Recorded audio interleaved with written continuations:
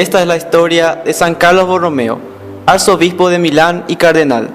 Él es el patrono de los catequistas y seminaristas.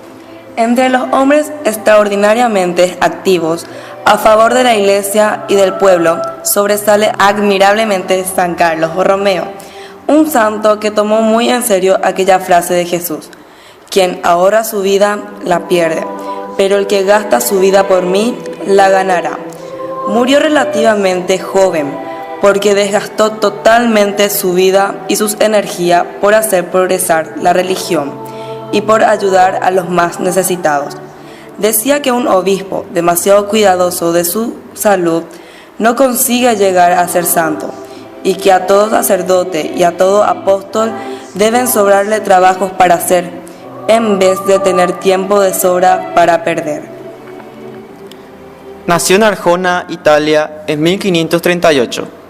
Desde joven dio señales de ser muy consagrado a los estudios y exacto cumplidor de sus deberes de cada día. A los 21 años obtuvo el doctorado en Derecho en la Universidad de Milán. Un hermano de su madre, el cardenal Médicis, fue nombrado papa con el nombre de Pío IV, y este, admirado sus cualidades, nombró a Carlos como secretario de Estado, altísimo cargo para un hombre tan joven. Y contra lo que todos esperaban, nuestro santo empezó a cumplir los deberes de su nuevo cargo con una exactitud que producía admiración. Parece increíble la cantidad de trabajo que Carlos lograba despachar, sin afanes ni precipitaciones, a base de ser metódico y sistemático en todo. Había logrado mortificar y dominar sus sentidos, y su actitud era humilde y paciente. Era de familia muy rica, los Borromeos, y el día menos pensado, su hermano mayor, a quien correspondía la mayor parte de la herencia, murió repentinamente al caer de un caballo.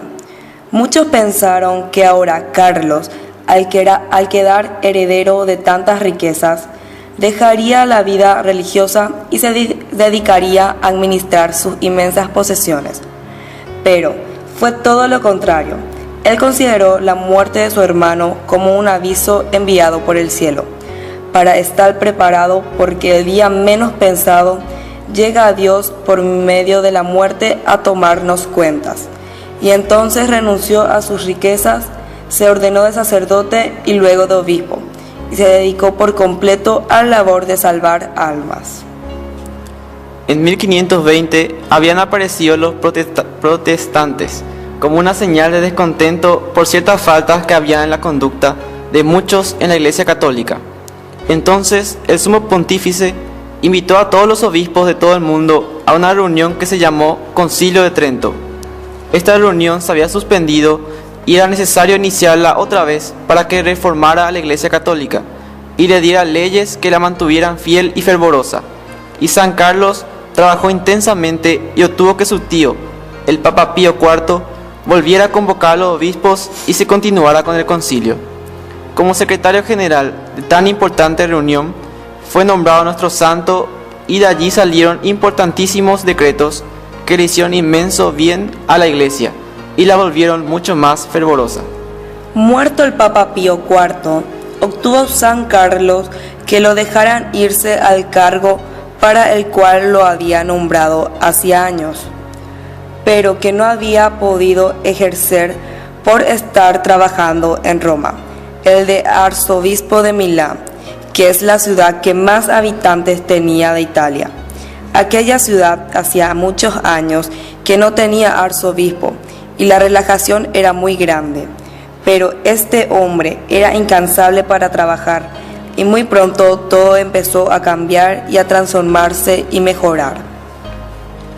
Lo primero que hizo al llegar a Milán como arzobispo y cardenal fue vender todos los lujos del palacio arzobispal y regalar ese dinero a los más pobres. Dicen que para con los débiles y necesitados era supremamente comprensivo. Para con sus colaboradores era muy amigable y atento, pero exigente. Y para consigo mismo era exigentísimo y severo. Tenía un encargado de repartir limosnas con la orden de distribuir todo lo que llegara. Alguien le propuso que buscara más comodidades para que no encontrara su lecho en invierno tan extremadamente frío.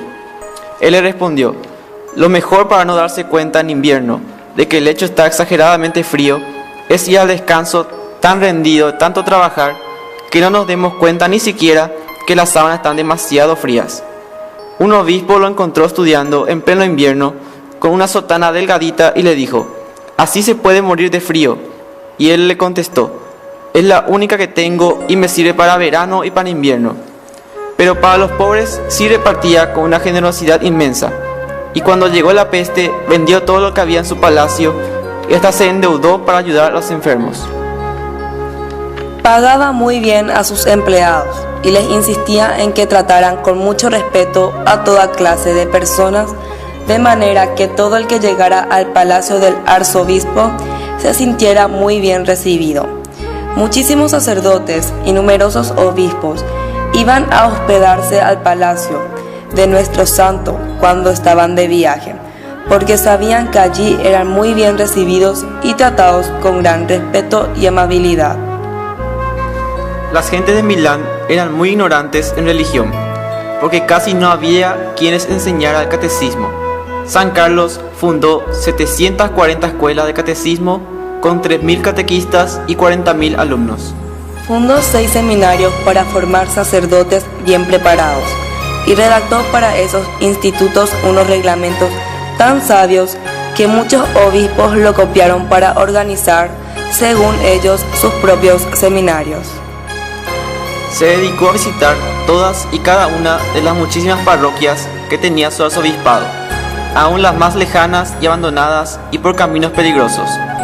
En cada parroquia daba clase de catecismo y corregía los errores y abusos que existían.